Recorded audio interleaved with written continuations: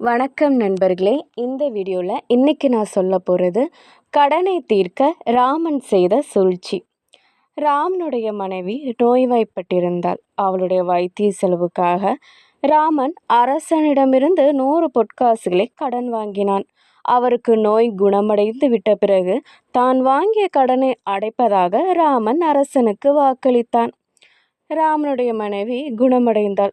இதை கேள்விப்பட்ட அரசர் ராமன் தன்னிடம் வாங்கிய 100 பொற்காசுகளை திருப்பி தருமாறு கேட்டார். ராமனிடமோ கொடுக்க பணமில்லை. ஆனால் அரசரோ கடனை வசூல் பண்ணாமல் விடுவதில்லை என்ற உறுதியோடு இருந்தார்.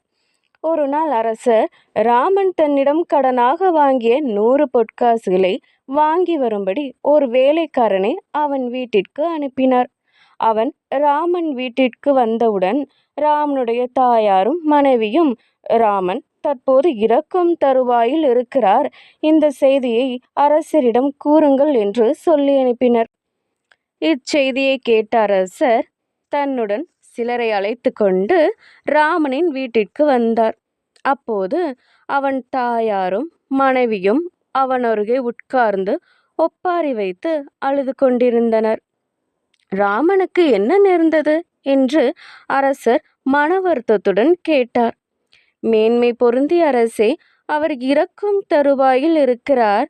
உங்களுக்கு கொடுக்க வேண்டிய கடனை திருப்பிக் கொடுக்க முடியாததால் மன வருத்தத்துடன் இருக்கிறார்.